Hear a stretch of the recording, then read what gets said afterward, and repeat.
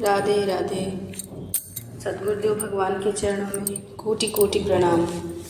श्री हरि राम व्यास जी ओरछा नरेश महाराज मधुकर शाह जी के राजगुरु थे।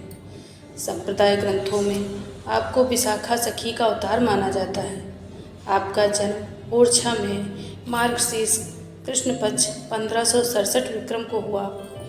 आपके पिता का नाम श्री सुमोखन जी शुक्ल और माता का नाम पद्मावती देवी था। आप वेद शास्त्र पुराणादि के पारंगत विद्वान थे और आपको श्री सरस्वती जी की सिद्धि प्राप्त थी।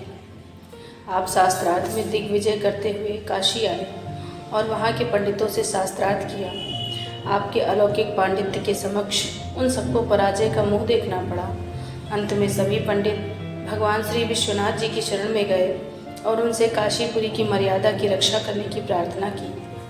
ब्राह्मणों की प्रार्थना स्वीकार कर भगवान विश्वनाथ साधु का वेश धारण कर सायंकाल श्री व्यास जी के पास गए और बोले, मैंने आपकी विद्वत्ता के विषय में बहुत सुना है, अतः अपनी एक जिज्ञासा का समाधान कराने के लिए आपके पास आया हूँ। आप कृपा करके उसका समाधान कर दें तो बहुत अच्छा होगा। आपने जिज्ञासा व्यक्त करने को कहा। अनुमति मिलने पर साधु वेशधारी श्री विश्वनाथ जी ने पूछा, विद्या का फल क्या है? आपने उत्तर दिया, विवेक की प्राप्ति। शिव जी ने पुनः प्रश्न किया, क्या आपने विद्या पढ़कर विवेक प्राप्त कर लिया है? क्या विद्या का फल शास्त्रार्थ करके साधु ब्राह्मणों को हराना, उन्हें अपमानित करना ही है? आप तो भगवान श्री कृष्ण की प्रिय सखी श्री विशाखा जी के अवतार हैं। आपको तो भगवान श्री कृष्णचंद्र का भजन करके अपना जीवन सफल करना चाहिए। आप इन व्यर्थ के विवादों में क्यों फंसे हैं? साधु वेशधारी भगवान श्री विश्वनाथ जी के इस प्रबोधन से आपके ज्ञान चक्षु खुल गए और आप दिग्विजय का विचार त्याग कर तत्काल घर लौट आए और वैष्णवी दीक्षा लेने का विचार करने लगे। परंतु ये समझ में नहीं आ रहा था कि गुरु किसे बनाए। भगवत कृपा से इसी बीच श्री वृंदावन से श्री हित हरिवंश महाप्रभु जी के कृपा पात्र श्री नवलदास जी महाराज विचरण करते हुए ओरछा आए और आपके अतिथि हुए। उनसे श्री हित हरिवंश महाप्रभु जी के बारे में सुनकर आप बहुत प्रभावित हुए और मन ही मन उन्हें गुरु बनाने का निश्चय कर लिया। अब आपका मन घर पर न लगता और श्री वृंदावन के कुंजों के दर्शन की लालसा दिनों दिन बढ़ती गई। एक दिन आपने घर द्वार सब कुछ छोड़कर श्री वृंदावन धाम की राह ली और श्री नवलदास जी के पास पहुँच गए।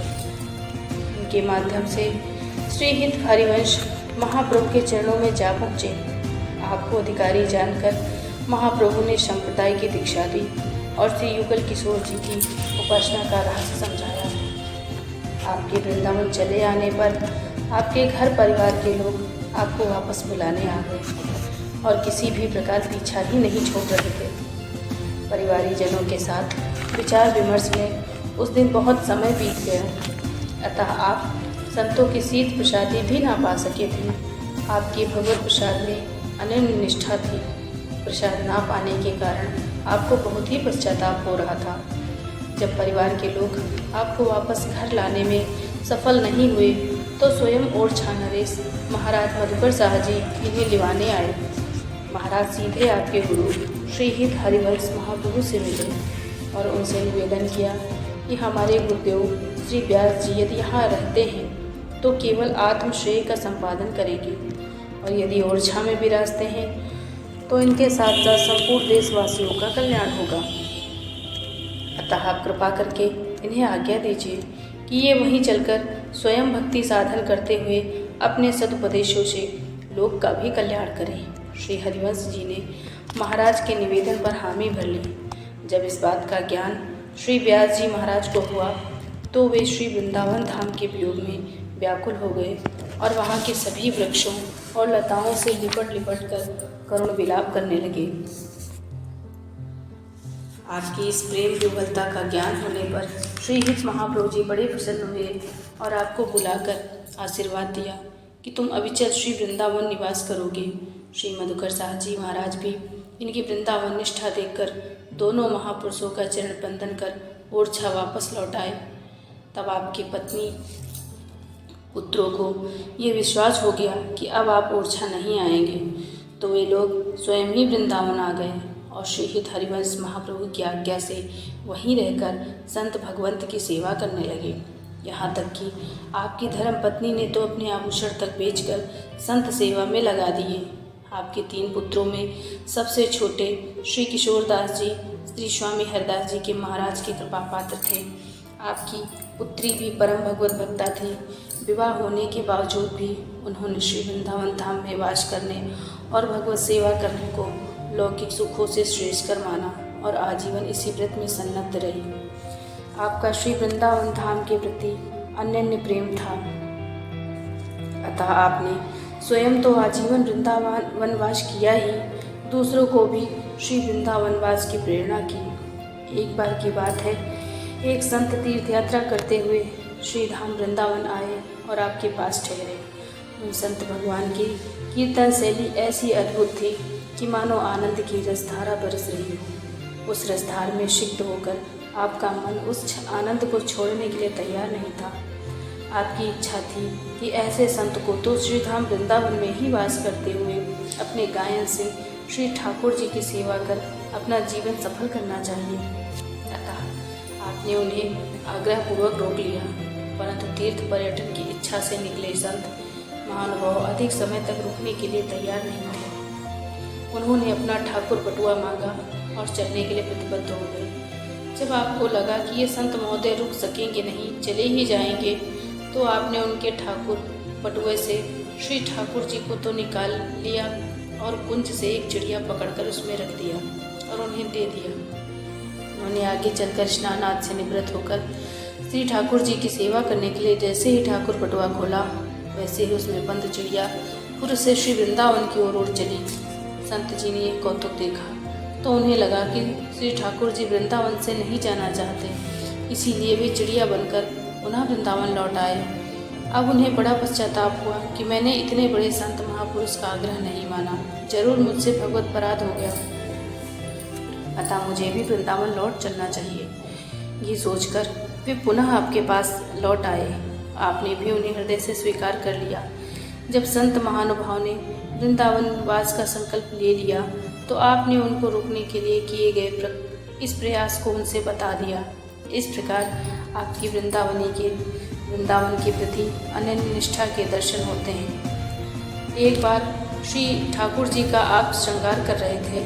श्री ठाकुर जी के सिर पर पाग बांध रहे थे, परंतु वह अत्यंत चिकनी होने के कारण सिर से बार बार फिसल जाती थी। जब कई बार बांधने पर भी ठीक से नहीं बंधी तो आपने झुंझलाकर कहा, अजी देखो, या तो मुझसे अच्छी तरह से पाग बंधा लीजिए, या फिर मेरा बांधना आपको पसंद नहीं तो स्वयं ही बढ़िया से बढ़िया बंधवा लीजिए, बांध लीजिए। ये कहकर आप श्रृंगार छोड़कर कुंजों में जाकर कीर्तन करने लगे। तब श्री ठाकुर जी ने ही पाग बांध ली। किसी ने आपसे आकर कहा कि आज तो आपने श्री ठाकुर जी को बढ़िया पाग बांधी है। ये सुनकर आपको श्री ठाकुर जी की याद आई तो तुरंत ही आकर देखा सचमुच बहुत बढ़िया पाग बंधी थी। तब मुस्कुराकर बोले, जब आप स्वयं इतनी बढ़िया पाग बांधना जानते हैं तो मेरे द्वारा बंधी पाग आपको कैसे पसंद आ सकती है। एक बार शरद पूर्णिमा की प्रकाशमयी रात्रि के समय श्री प्रिया प्रीतम ने रास रचाया। नृत्य के प्रसंग में जब श्री प्रिया जी ने भावावेश में आकर गति ली तो रास मंडल में मानो बिजली सी चमक गई तथा रास मंडल में परम शोभा छा गई। तब तक श्री प्रिया जी के पाँव का नूपुर टूट गया, उनके घुंघरू बिखर गए। ये देखकर रसिकों का मन बेचैन हो गया, परंतु उसी क्षण श्री व्यास जी ने नूपुर को पुनः पूर्ववत पोहकर बड़ी सावधानी पूर्वक श्री प्रिया जी के श्री चरणों में बांध दिया, जिससे नृत्य में कोई भी व्यवधान नहीं आने पाया। श्री व्यास जी के 3 पुत्र थे। उन्होंने अपने पुत्रों में अपनी संपत्ति का बंटवारा नितांत ही नवीन ढंग से किया। एक हिस्से में तो श्री ठाकुर जी की सेवा पूजा को रखा, दूसरे हिस्से में धन इत्यादि और तीसरे हिस्से में श्याम बंदिनी और छाप को रखा। आपने तीनों पुत्रों को छूट दे दी कि वे स्वेच्छानुसार जो चाहे ले लें। तब ज्येष्ठ पुत्र श्री रासदास ने धन लिया, मंझले पुत्र श्री विलासदास ने श्री ठाकुर युगल किशोर जी की सेवा ली और तीसरे पुत्र श्री किशोरदास जी ने श्याम बंदनी और छाप ली एवं तुरंत ही उन्होंने ललाट पर तिलक कर लिया और गले में माला धारण कर ली। श्री व्यास जी के अनुरोध पर श्री स्वामी हरिदास जी ने श्री किशोर दास जी को छाप दी, अपना शिष्य बनाया। एक दिन श्री स्वामी जी के आदेश से श्री किशोर दास जी कुछ रात रहते ही श्री यमुना जी से जल लेने गए तो वहाँ उन्होंने श्री यमुना पुलिन पर श्री प्रिया प्रीतम का दिव्य रास देखा। भाव की उमंग में श्री किशोर दास जी ने उसी समय एक स्वरचित एक पद गाया, जिसे ललिता आदि सखियों ने तत्काल सीख लिया। और फिर जब भावना में श्री स्वामी हरिदास जी रास क्रीड़ा का ध्यान कर रहे थे तो रास में वही पद श्री ललिता आदि सखियों को गाते हुए सुना, जिसे सुनकर श्री स्वामी हरिदास का मन हर गया। भक्त हरिराम व्यास जी का महाप्रयाण कब हुआ ये निश्चित नहीं है। अधिकांश विद्वानों ने इसे 1650 से 1655 संवत के मध्य माना है। इनके पदों का संकलन व्यास वाणी नाम से प्रकाशित है। ये भक्ति भावना का उन्मेष करने वाली प्रौढ़ रचना है। राधा रानी सब पर कृपा बनाए रखें। बोलो राधे राधे। कहानी पसंद आई हो तो वीडियो को लाइक, कमेंट और सब्सक्राइब जरूर कर देना। जय श्री राधे।